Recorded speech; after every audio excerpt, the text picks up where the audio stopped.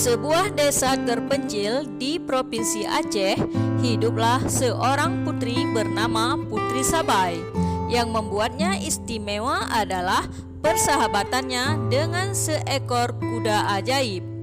Kuda tersebut dikenal karena memiliki kecepatan dan kekuatan yang luar biasa, dan Putri Sabai sangat menyayangi hewan tersebut. Putri Sabai yang memiliki hati yang lembut selalu berusaha menjalani kehidupannya dengan kebaikan dan keberanian.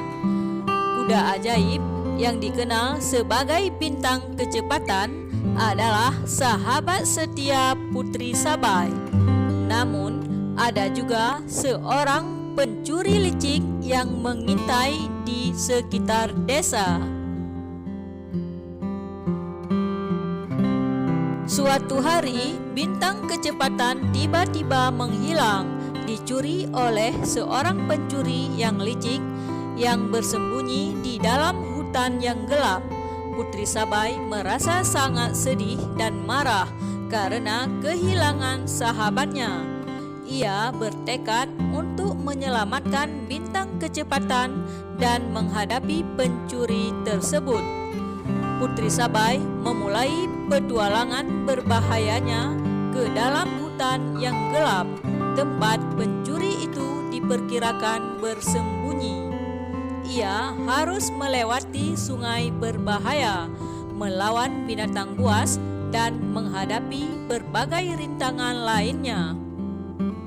Di dalam gua yang gelap, Putri Sabai akhirnya menemukan bintang kecepatan yang terikat dan lemah. Namun, ia juga menemukan sang pencuri yang siap untuk melindungi barang curiannya.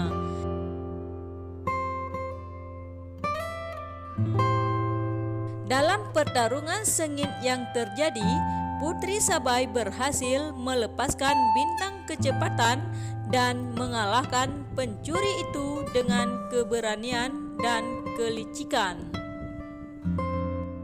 Pencuri itu dihukum oleh hukum desa dan bintang kecepatan kembali ke pelukan Putri Sabai.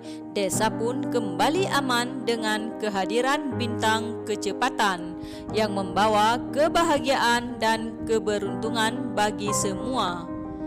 Putri Sabai dan bintang kecepatan menjalani petualangan lain bersama, dan sahabat mereka semakin kuat.